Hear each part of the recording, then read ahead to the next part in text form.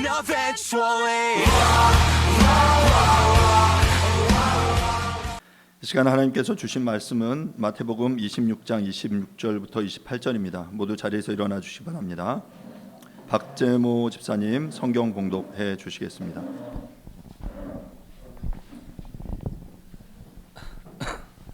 하나님께서 오늘 우리에게 주신 말씀은 마태복음 26절에서 28절까지 말씀입니다. 말씀을 봉독하겠습니다.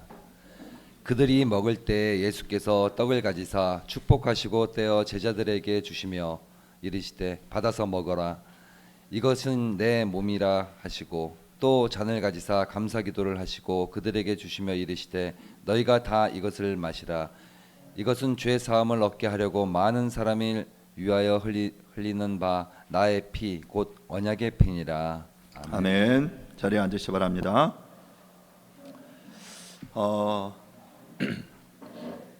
오늘은 부활주일입니다. 우리가 부활의 아침에 하나님 앞에 나와서 이렇게 예배드리며 말씀을 함께 나누는데요. 오늘은 세례와 성찬 그 신비와 축복이라는 제목으로 여러분들과 함께 말씀을 나누려고 합니다. 저희가 코로나로 인해서 이 성찬을 진행하지 못한 것이 한 몇 년 된 것 같아요. 그래서 물론 뭐 성찬 중에도 코로나 중에도 성찬을 이어온 교회들도 있지만 대부분 많은 교회들이 여러 가지 이유들로 성찬을 중단했었습니다. 오늘은 이 성례에 대해서 함께 좀 살펴보려고 하는데요. 우리가 몇 년 만에 함께 또 성찬을 대하면서 그것의 의미를 함께 돌아보는 것이 의미 있겠다 생각해서 함께 말씀을 좀 준비했습니다. 예배 시간에 말씀을 통해서 은혜를 누리고 또한 말씀을 통해서 우리의 믿음이 자라갑니다. 그런데 여러분 말씀에는 보이는 말씀과 있고 들리는 말씀이 있다라는 것을 여러분 알고 계십니까? 일반적으로 예배 시간 설교를 통해서 전해지는 말씀이 들리는 말씀이라면 성례 즉 세례와 성찬은 보이는 말씀으로서 이 성례는 들리는 말씀인 설교 못지않게 그리스도의 은혜를 우리에게 전달해 주는 매우 중요한 방편입니다. 오랫동안 코로나로 인해서 이 성례를 집행하지 못했었는데 우리가 새로 다시 이 성례를 함께 하면서 그 의미를 살펴보려고 합니다. 오늘날 많은 교인들은 이 세례와 성찬을 그저 1년에 한두 번 있는 형식적인 의례 정도로 생각합니다. 그러나 이 성례는 우리의 예배와 신앙의 기초를 보여주는 생생한 그림이요 상징이자 그 자체로 강력한 은혜입니다. 초대교회 성도들은 매번 예배를 통해 성찬을 함께 나누었습니다. 이렇게 어떤 의식적인 내용이 아니라 실제로 그들은 이 성찬을 통해 음식을 함께 나누는 것이었죠. 가톨릭이나 성공회, 동방정교회 같이 예전을 중요시하는 교회들은 지금도 매주일 성찬을 집행합니다. 우리 개신교회 예배에서 설교가 차지하는 비중이 매우 크다면 위에서 이야기한 예전을 중시하는 그 교회들에 있어서는 이 성찬이 어찌 보면 설교와 비등할 정도로 그 비중이 강조된다라고 할 수 있어요. 왜냐하면 무엇이 중요한지를 우리가 정확히 정할 수 없지만 그 시간으로 이렇게 비교해 본다면, 그러니까 설교자가 설교에 드리는 시간이나 이런 교회들에서 이 성찬에 드리는 시간이 거의 비슷해요. 그만큼 이 말씀을 읽고 또한 이 성찬을 집행하는 것이 그 예전을 강조하는 교회들에서는 매우 중요한 거죠. 그런 면에서 비교해 볼 때 개신교회는 이 성찬의 중요성을 좀 간과했다라고 볼 수 있습니다. 의도적인 여러 역사적인 사건들이 있는데 저는 다시금 이 성찬의 의미를 우리가 회복하고 이 성찬 가운데 역사하시는 하나님의 은혜를 우리가 구하는 것이 필요하다라고 생각이 됩니다. 세례는 죄를 씻어 깨끗게 하는 예식으로 그리스도인이 되는 구원의 표지이며, 성찬은 주님의 살과 피를 받아 먹음으로써 영적인 연합과 교제를 이루는 표지다라고 말할 수 있습니다. 여러분 생각해 보시면 예수님의 공생의 처음과 끝도 이 세례와 성찬으로 이루어졌다라는 사실을 여러분 잘 아시죠? 세례 요한에게 그 요단강에서 세례를 받으심으로 공생애를 시작하셨고 6월절 마지막 전날 제자들과 함께 만찬을 나누심으로 그의 사역이 공생애가 마무리되었습니다. 그러므로 이 두 가지 예식 세례와 성찬은 그리스도인으로서 하나님 나라의 공동체인 교회에 참여하는 매우 중요한 표지다라고 말할 수 있습니다. 먼저 세례에 대해서 함께 살펴보도록 하겠습니다. 세례는 구원의 확증이며 신앙 고백의 표지다라고 말할 수 있습니다. 신약에서 세례를 뜻하는 헬라어는 밥티조라는 표현인데요. 이 밥티조는 물에 잠기다라는 의미의 동사예요. 그래서 베프티즘, 침례라는 의미가 거기서 나왔는데요. 이 말은 그러니까 물속에 잠기는 것, 푹 잠기는 것을 이야기하는데 그 물속에 푹 잠긴다는 의미는 죽었다가 다시 살아나는 것을 의미합니다. 우리는 지금 예배 시간에 우리가 함께 그 세례 줄 때 이렇게 침례를 하지 않죠. 그래서 침례를 집행하는 교회들에는 큰 교회들에는 이런 침례탕이 있어요. 교회에 침례탕이 있거나 아니면 강이나 바다나 그런 물이 있는 곳에서 그 침례를 행하죠. 그렇게 침례를 행할 때 이렇게 보통 이게 목사님이 그 사람을 잡아서 물속에 이렇게 빠뜨려요. 이렇게 한참 들어갔다가 만약에 마음에 안 드는 사람이 있으면 한참 집어넣을 수도 있는데 이렇게 넣었다가 이렇게 일어나는데 물론 이제 물을 무서워하는 사람은 진짜 이렇게 공포를 느끼겠죠. 그러니까 실제로 물에 잠겼다가 다시 일어나는 것, 그게 이제 침례거든요. 온전한 의미의. 그런데 이제 지금 대부분 개신교에서는 그 침례의 형태가 아니라 적수의 형태로 이렇게 물을 뿌리는 형태로 이렇게 세례를 진행을 합니다. 결국 중요한 의미는 이것이 의미하는 바는 예수의 죽으심과 합하여 세례를 받을 뿐만 아니라 그리스도의 부활에 함께 참여하여 새 생명 가운데 들어가는 축복을 누린다라는 것이 바로 세례의 가장 중요한 의미다라는 사실이에요. 그러므로 기독교에서 세례란 그리스도의 죽으심과 합하여 과거의 모든 죄를 수장시키고 그리스도 안에서 새 생명을 허락받아 하나님 나라의 백성으로 살아가는 구원의 표지다라고 말할 수 있는 것입니다. 그러면 여러분 세례의 기원을 어디서 찾아볼 수 있을까요? 성경에서 앞서 제가 말씀드렸지만 신약에 보면 예수님께서 세례 요한에게 세례를 받으시는 것에서 세례를 생각할 수 있습니다. 하지만 신약뿐만 아니라 구약에서부터 이 신약의 세례를 예표하는 여러 사건들이 있습니다. 가장 먼저 볼 수 있는 사건은 뭐냐면 노아의 홍수 사건이에요. 노아 시대의 홍수는 물로 말미암아 구원을 받은 사람과 멸망한 사람들로 나뉘어지는 그 결과를 가져왔죠. 이 노아의 사건에 대해서 베드로전서 3장 20절에서 21절에서 베드로는 이렇게 말합니다. 제가 베드로전서 3장 20절 21절 말씀을 읽어보겠습니다. 그들은 전에 노아의 날 방주를 준비할 동안 하나님이 오래 참고 기다리실 때에 복종하지 아니하던 자들이라. 방주에서 물로 말미암아 구원을 얻은 자가 몇 명뿐이니 겨우 8명이라. 물은 예수 그리스도께서 부활하심으로 말미암아 이제 너희를 구원하는 편이 곧 세례라. 이는 육체에 더러운 것을 제하여 버림이 아니요 하나님을 향한 선한 양심의 간구니라. 그러니까 분명하게 베드로 사도는 노아 방주의 사건을 언급하면서 물을 통해 노아의 가족 8명이 구원받았음을 이야기합니다. 그리고 이것을 예수님의 부활과 연결시키면서 물은 구원하는 표 세례다라고 분명하게 말하고 있어요. 또 구약에서 이 세례를 예표하는 또 하나의 중요한 사건은 출애굽 당시 이스라엘이 홍해를 건넌 사건입니다. 이 사건을 가리켜 사도 바울은 고린도전서 10장 1절과 2절에서 이렇게 말합니다. 고린도전서 10장 1절 2절입니다. 형제들아 나는 너희가 알지 못하기를 원하지 아니하노니 우리 조상들이 다 구름 아래에 있고 바다 가운데로 지나며 모세에게 속하여 다 구름과 바다에서 세례를 받고.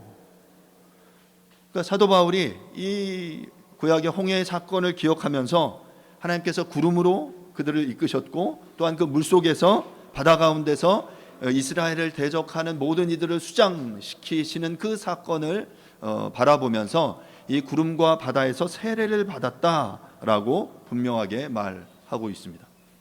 구약의 이 두 사건의 공통점이 뭡니까? 물이에요. 이 물을 통해서 과거의 단절과 새로운 생명의 시작을 이야기하는 겁니다. 노아의 홍수를 통해서 과거의 그 모든 죄 지은 자들은 다 심판을 받았고 오직 그 방주에 탄 8명만이 구원을 받았고요.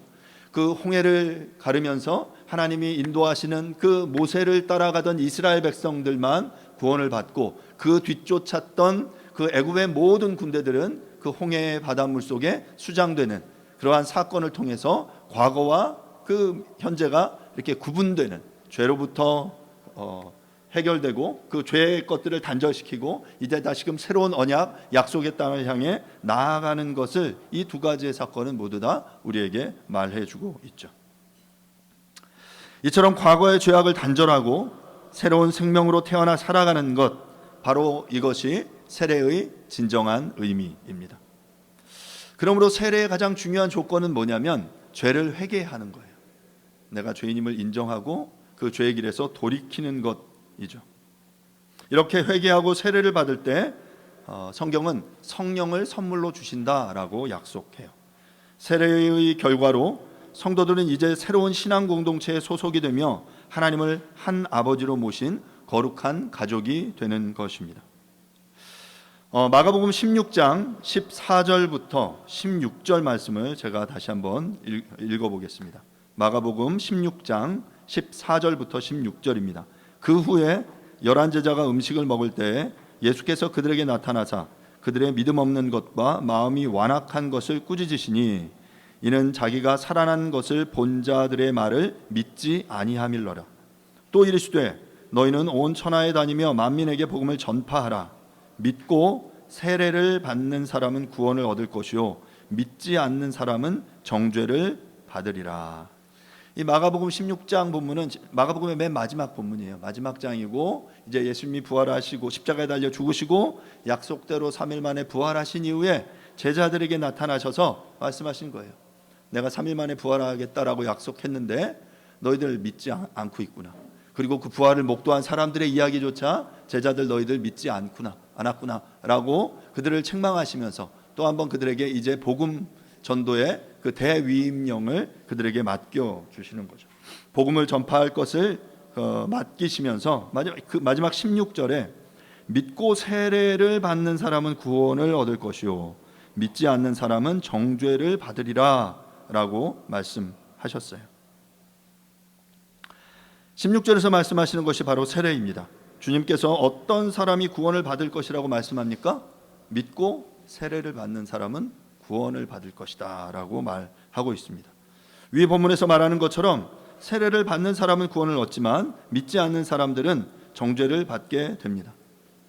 하지만 그렇다고 해서 본문에서 이제 잘 봐야 될 건 우리가 세례 자체가 우리를 구원하는 거냐라는 것에 대한 질문을 가져볼 필요가 있어요. 이걸 다른 말로 하면 그러면 세례를 받지 못하면 구원받지 못하는 걸까라는 거죠. 중세 기독교인들은 아이가 세례를 받지 못하면 지옥에 간다라고 생각했습니다.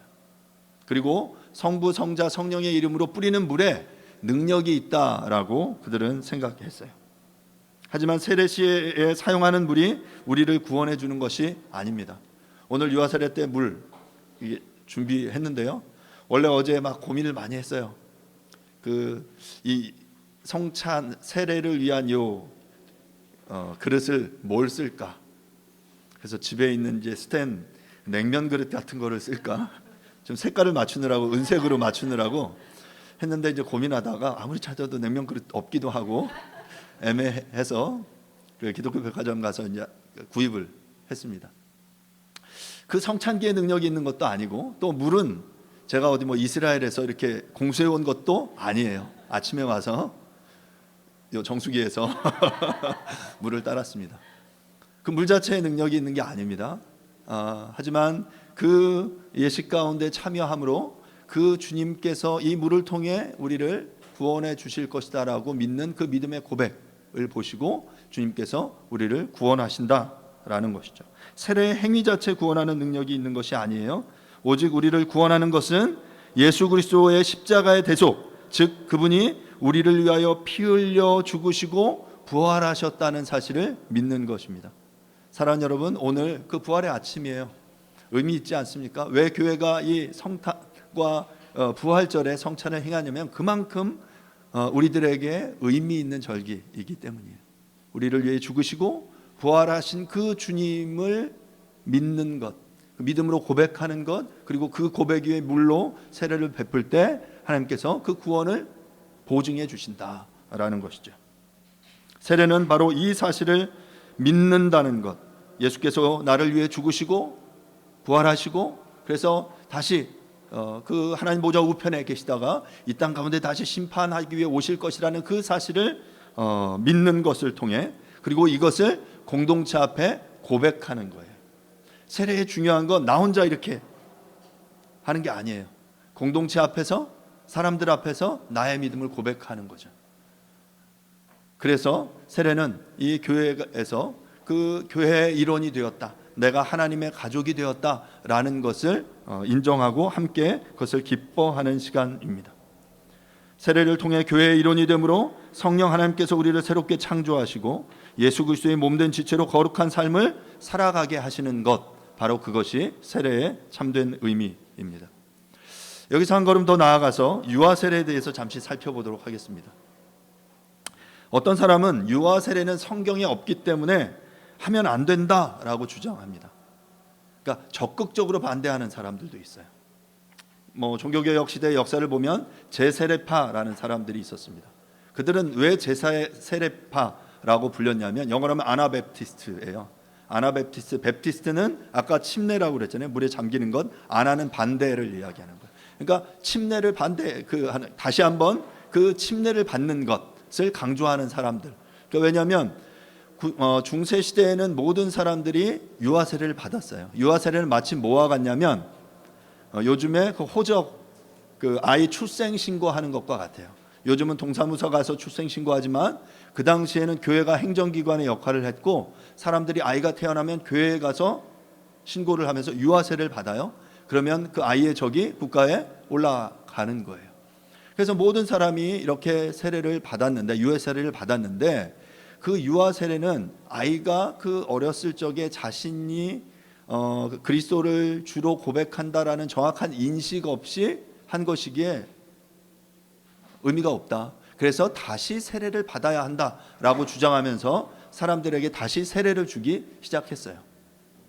이것이 별 중요하지 않은 문제다라고 우리는 볼 수 있지만, 그 당시 중세 교회는 자신의 어떤 그 기반 자체를 흔드는 아주 큰 사건이었고, 그래서 당시 주류 교회는 이 제세례파들을 핍박하기 시작했고, 그것으로 인해 수십만의 사람들이 죽임을 당하게 됩니다. 세례는 스스로 믿음을 고백하고 받아야지 인지하지도 못하고 자신이 직접 고백하지도 못하는 어린아이에게 세례를 주는 것은 잘못된 것이다 라고 주장하는 거죠. 일견 설득력이 있어 보입니다. 하지만 우리가 앞서 살펴본 것처럼 세례는 공개적으로 하나님의 자녀임을 인치고 고백하는 것입니다. 하나님께서는 주 예수 그리스도를 믿는 모든 이들에게 그 언약을 표시하고 인쳐주시기를 기뻐하십니다. 유아 세례는 아이들의 신앙으로 응답할 수 있기 이전에도 하나님의 사랑을 받고 있는 자녀임을 증거하는 표입니다. 어린아이가 직접 신앙을 고백하지 못하기 때문에 부모가 아이를 대신하여 신앙을 고백함으로 세례를 받는 것이죠. 이처럼 유아 세례는 부모의 신앙 고백과 결단이라고 말할 수 있습니다. 믿음을 가진 부모가 그 자녀를 하나님께서 자신의 가정에 주셨다라는 사실을 인정하고 그 자녀를 하나님의 말씀으로 양육하겠다라는 그 결단을 공동체 앞에 행하는 것, 바로 그것이 유아 세례입니다. 또한 이 아이를 양육하는 모든 과정을 하나님께서 인도해 주실 줄을 믿는다라는 신학의 고백이죠. 그런 의미에서 유아 세례는 우리 모두에게 의미가 있다라고 생각이 됩니다. 그래서 우리는 어린 아이들에게도 세례를 베푸는 것입니다. 물론 어린 아이들이 자신의 언어로, 자신의 말로 믿음을 고백하는 것은 아니지만, 말씀드린 대로 부모의 믿음을 통해 이 어린아이들도 그 언약의 복음 안에 있음을 표시하고 인치는 것이 바로 유아 세례이고요. 유아 세례를 받은 아이들은 보통 14살 이상이 되면 입교라는 절차를 통해서 자신의 입으로, 자신의 말로 믿음을 고백하게 됩니다. 첫 번째 세례에 대해서 살펴봤는데요. 두 번째로 성찬에 대해서 함께 잠시 살펴보겠습니다. 성찬은 생명을 얻는 식탁입니다. 요한복음 6장 53절부터 55절에 보면 예수께서 이르시되 내가 진실로 진실로 너희에게 이르노니 인자의 살을 먹지 아니하고 인자의 피를 마시지 아니하면 너희 속에 생명이 없느니라. 내 살을 먹고 내 피를 마시는 자는 영생을 가졌고 마지막 날에 내가 그를 다시 살리리니 내 살은 참된 양식이요 내 피는 참된 음료로다. 예수님께서는 직접 인자의 피를 먹지 않고 인자의 피를 마시지 아니하면 너희 속에 생명이 없다라고 말했어요. 그래서 초대 교인들이 핍박받았던 이유 중에 이 성찬 때문에 핍박을 받기도 했어요. 왜냐하면 그 당시 이제 카타콤이라고 동굴에서 그 사람들이 모여서 예배드리는데 매번 성찬을 행했다고 그랬잖아요. 성찬을 하면서 이 고백을 하는 거예요. 이것은 주님의 피입니다. 이것은 주님의 살입니다. 하면서 사람들이 살과 피를 막 나누어 먹는 모습을 옆에서 이렇게 지켜보요. 몰래 구멍으로 이렇게 지켜보니까 저 사람들은 어떤 사람들이다? 살과 피를 먹는 식인 집단이다 라고 하면서 초대교회에는 이 그리스도인들을 핍박하기도 했습니다. 하지만 성찬은 주님의 살이 되는 떡을 먹고 주님의 피의 상징인 포도주를 마심으로 영원한 생명을 얻는 약속을 우리에게 해주는 거죠. 이 거룩한 성찬은 주님이 친히 잡히시던 밤에 마가 요한의 다락방에서 유월절 식탁을 준비한 데서 시작됐습니다. 주님께서 떡과 포도주를 가지고 축사하시고 당신의 살과 피를 대신하는 양식으로 주셨죠. 오늘 함께 우리가 읽은 본문이 바로 마태복음 26장 26절부터 28절인데요. 그들이 먹을 때 예수께서 떡을 가지사 축복하시고 떼어 제자들에게 주시며 이르시되 받아서 먹으라. 이것은 내 몸이니라 하시고 또 잔을 가시다 감사하기도 하시고 그들에게 주시며 이르시되 너희가 다 이것을 마시라. 이것은 죄 사함을 얻게 하려고 많은 사람을 위하여 흘리는 바 나의 피 곧 언약의 피니라. 세상의 모든 이들의 죄 사함을 얻게 하기 위해서 주님께서는 자신의 피 곧 언약의 피를 흘려 주셨습니다. 이처럼 주님께서 자신의 살과 피를 주신다는 것은 무엇을 의미하냐면 바로 주님의 속죄와 죽음을 의미하는 거예요. 이 성찬은 구약의 출애굽 유월절 식사로 예표됩니다. 이스라엘 백성들은 애굽을 탈출하면서 10번째 재앙을 피하기 위해서 어린 양을 잡아 그 피를 인방과 문설주에 바르고 급히 무교병과 고기를 먹었습니다. 그 피의 은혜 아래에 있는 사람들만이 죽임을 당하지 않고 생명을 얻었던 것처럼 주님께서는 모든 인간의 죄를 위해 하나님의 어린 양으로 친히 오셔서 당신의 살과 피를 아낌없이 내어주셨습니다. 그리고 이것을 먹는 자들, 이 피 안에 거하는 자들은 바로 생명을 얻게 되는 것이죠. 이것이 바로 성찬의 신비와 축복입니다. 그러면 성찬은 어떤 영적인 의미가 있을까? 첫 번째, 성찬을 통해서 예수와 한 몸이 되는 영적인 연합을 이룬다라고 말합니다. 내 살을 먹고 내 피를 마시는 자는 내 안에 거하고 나도 그 안에 거하겠다라고 하신 요한복음 6장 56절 말씀을 볼 때 성찬은 그리스도와 연합하게 해줍니다. 이 그리스도와의 연합은 성도의 연합으로도 이루어집니다. 식탁에서 주의 성찬을 먹고 마실 때 깊은 교제가 이루어지기 때문이죠.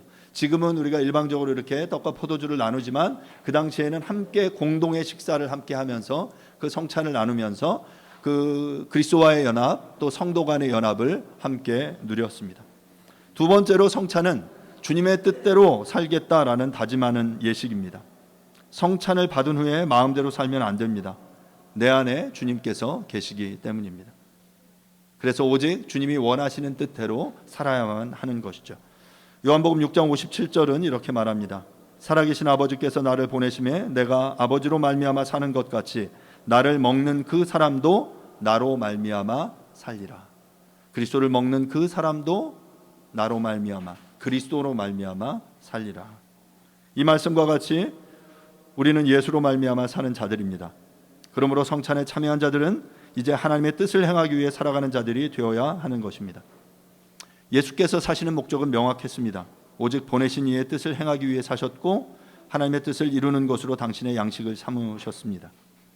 성찬에 참여하는 성도들도 성찬을 통해 그리스도 안에 거하는 자가 되어 그분의 뜻을 이루기 위해 살아드리는 자가 되어야 하겠습니다. 그렇다면 성찬을 통해 우리는 어떻게 그리스도의 살과 피를 먹어야 할까? 중세교회 전통에서는 화채설이라는 전통이 있었어요. 가톨릭은 여전히 화채설을 주장합니다. 이것은 성찬 예식을 통해서 살과 예수님의 떡과 그 살과 피로 예표되는 떡과 포도주를 마실 때 그것을 먹는 순간 그 떡과 포도주가 우리의 몸에 들어가 주님의 진짜 살과 피로 변한다라고 생각하는 것이 화채설이에요. 그런 생각을 가지고 있었기 때문에 이 떡과 포도주는 실제로 주님의 몸으로 변화될 것이기 때문에 그들에게 있어서 이 사제의 역할은 매우 중요했고 성찬에 사용되는 도구나 떡과 포도주는 일반인이 다룰 수 없는 매우 거룩한 것으로 여겼습니다. 예전에 제가 한번 말씀드린 적이 있는데 예전 중세에 성찬을 사제들이 집행했기 때문에 사제들은 이 포도주를 굉장히 많이 마셨어요. 성찬에 사용할 포도주를 이렇게 감별해야 되기도 했고 그래서 알코올 중독에 빠진 사제들이 꽤 많이 있었습니다. 어느 날 이 술에 취한 사제가 그 와이너리에 가서 막 술을 달라고 때를 썼어요. 그랬더니 주인이 나와서 안 된다고 막 이렇게 막았죠. 그랬더니 이 사제가 화가 났어요. 화가 나서 어떻게 했냐면 그 와이너리 저장 창고에 들어가서 어떻게 했을까요? 막 때려 부셨거나 그러지 않았어요. 사제가 아주 거룩하게 그 모든 와이너리에 있는 그 포도주 와인통에 축성을 했습니다. 이렇게 하면 어떻게 되냐면 이 모든 포도주가 주님의 피로 변했기 때문에 이건 함부로 다룰 수 없게 되는 거고 그 포도주를 다 폐기 처분해야 되는 거예요. 왜냐하면 그들은 화채설을 믿었기 때문이죠. 이처럼 예전을 강조하는 사람들은 성찬을 매우 거룩하게 여겼습니다. 하지만 우리 개혁교회 전통에서는 이 화채설이 아니라 기념설을 따릅니다. 즉 성찬의 떡과 포도주가 실제로 우리의 몸과 피가 되는 것이 아니라 이를 기념한다라는 것이죠. 믿음으로 이 성찬을 받을 때 그 영적으로 임재한다라고 믿는 것입니다. 그러므로 주의 성찬에 합당히 참여하는 자들은 육체적 실제적으로가 아니라 영적으로 주님의 그리스도의 살과 피를 먹고 마시는 것입니다. 즉 이 떡과 포도주가 주님의 살과 피임을 기념하고 기억하며 이 성찬의 예식에 참여하는 것이죠. 여러분 그렇게 주님을 기념하며 오늘 함께 나눌 이 성찬에 여러분들이 경건한 마음으로 함께 참여하실 수 있기를 바랍니다. 그러면 마지막으로 성례에 이 성찬의 성례를 받고자 하는 사람은 성찬에 참여하기 전에 어떤 준비를 해야 할까 생각해 보도록 하겠습니다. 성찬의 성례를 받는 사람은 성찬에 참여하기 전에 이에 대한 준비를 해야 합니다. 먼저 자신이 그리스도 안에 있는가를 살펴야 합니다. 자신의 죄와 연약함을 고백하고 회개함으로 주님의 은혜를 구해야 합니다. 우리가 완전하기 때문에 구원을 받는 것이 아닌 것처럼 우리가 완전하기에 성찬을 받는 것은 아닙니다. 부족하지만 그리스도 안에 거하며 주님의 은혜를 구하는 마음으로 성찬에 참여해야 하는 것입니다. 하지만 사랑하는 여러분, 혹시 마음에 거리낌이 있다면 회개의 기도를 올리시기 바랍니다. 그럼에도 불구하고 불편한 마음이 있다면 성찬에 참여하시지 않으셔도 됩니다.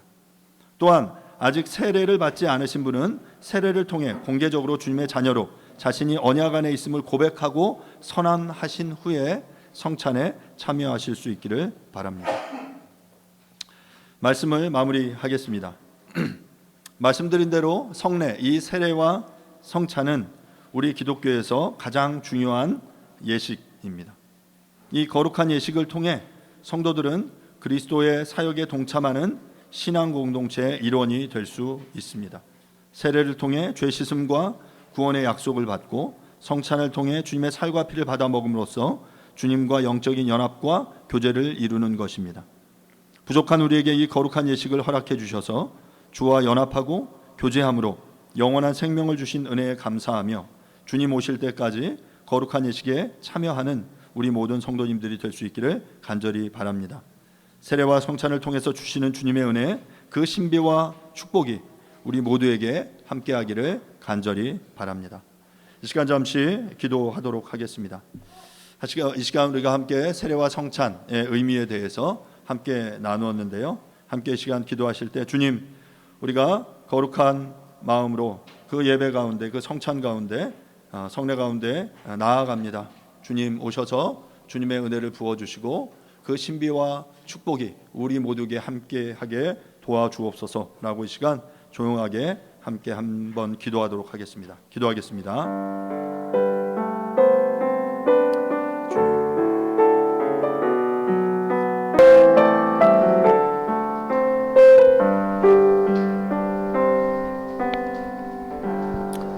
그들이 먹을 때 예수께서 떡을 가지사 축복하시고 떼어 제자들에게 주시며 이르시되 받아서 먹으라, 이것은 내 몸이니라 하시고 또 잔을 가지사 감사히도 하시고 그들에게 주시며 이르시되 너희가 다 이것을 마시라, 이것은 죄 사함을 얻게 하려고 많은 사람을 위하여 흘리는 바 나의 피 곧 언약의 피니라.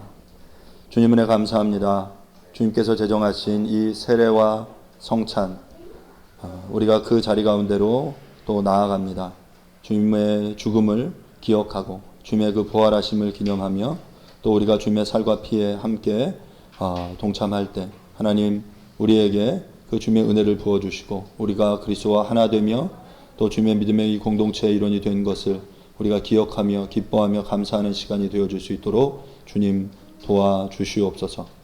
이 시간을 주님께 부탁드립니다. 감사드리고 예수님의 이름으로 기도합니다. 아멘. 교리문답 15번 문항입니다. 어느 누구도 율법을 지킬 수 없다면 율법의 목적은 무엇입니까? 율법의 목적은 하나님의 거룩한 본성과 뜻을 알고 우리 마음의 죄악된 본성과 불순종을 깨달아 우리에게 구주가 필요하다는 것을 확신케 하는 것입니다. 율법은 또한 구주께서 받으실 만한 삶을 살도록 우리를 가르치고 격려합니다. And eventually